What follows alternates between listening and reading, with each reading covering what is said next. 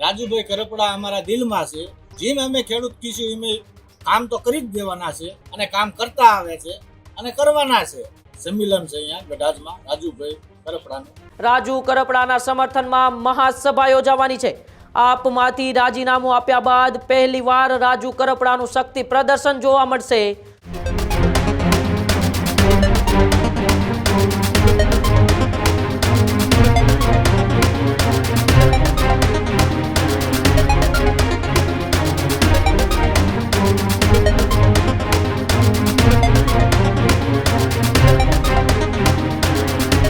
આવતીકાલે રાજુ કરપડાના સમર્થનમાં જે મહાસભા યોજાવાની છે તેને લઈને ખેડૂતોએ હવે તૈયારીઓ શરૂ કરી દીધી છે. રાજુ કરપડાના સમર્થનમાં મહાસભા યોજાવાની છે. આપમાંથી રાજીનામું આપ્યા બાદ પહેલીવાર રાજુ કરપડાનું શક્તિ પ્રદર્શન જોવા મળશે. સુરેન્દ્રનગરના ખેડૂતો દ્વારા આ સભાનું આયોજન કરવામાં આવ્યું છે. કિસાન ક્રાંતિ સભા, આ ખેડૂત સભાને નામ આપવામાં આવ્યું છે.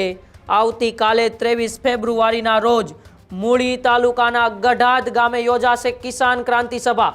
થોડા દિવસો પહેલા પણ સુરેન્દ્રનગરના આસપાસના વિસ્તારોમાં ખેડૂતો દ્વારા બેનરો લગાડવામાં આવ્યા હતા. ખેડૂતો દ્વારા એ તૈયારીઓ શરૂ કરી દેવામાં આવી હતી. ત્યારે કિસાન ક્રાંતિ સભામાં ખેડૂતોએ આહવાન કર્યું છે કે તમામ ખેડૂતોએ ટ્રેક્ટર લઈને જશે.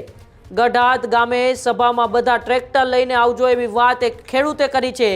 રાજુભાઈ અમારા દિલમાં છે અને હંમેશા અમારા દિલમાં જ રહેવાના છે, આવી વાત પણ તે ખેડૂતે કરી છે. રાજુભાઈ ખેડૂતોના કામ કરતા આવ્યા છે અને કરતા રહેશે.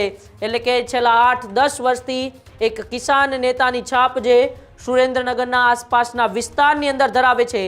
હંમેશા ખેડૂતોના કામ કરતા હોય છે, ખેડૂતોના હિત માટે લડતા હોય છે. હળદરની એક કડદાકાંડ પણ ખેડૂતોના હિત માટે રાજુ કરપડાએ કરી હતી, પરંતુ ત્યારબાદ 108 દિવસનો જેલવાસ ભોગવવો પડ્યો. જેલમાંથી બહાર આવ્યા બાદ તરત જ આમ આદમી પાર્ટી સાથે પોતાનો છેડો ફાડે છે.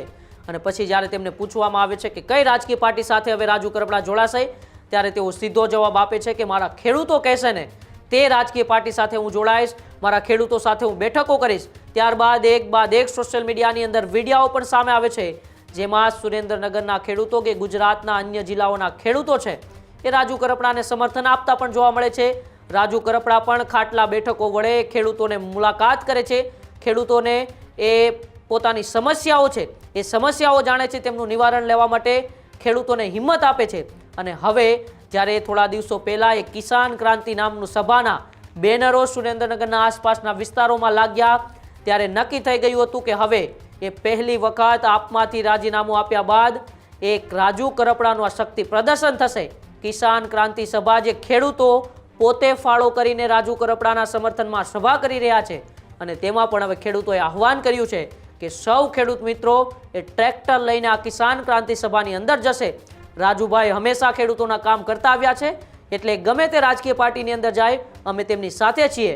રાજુભાઈ હંમેશા અમારા દિલમાં રહેવાના છે, આવી વાત કરતા સુરેન્દ્રનગરના ખેડૂતે શું કહ્યું, આવો આપણે તેમને જ સાંભળીએ.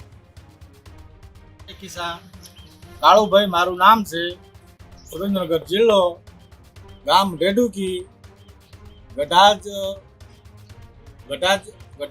ગઢાજમાં જવાના છીએ અમે બધા. સંમેલન છે અહીંયા ગઢાજમાં રાજુભાઈ કરપડાનું.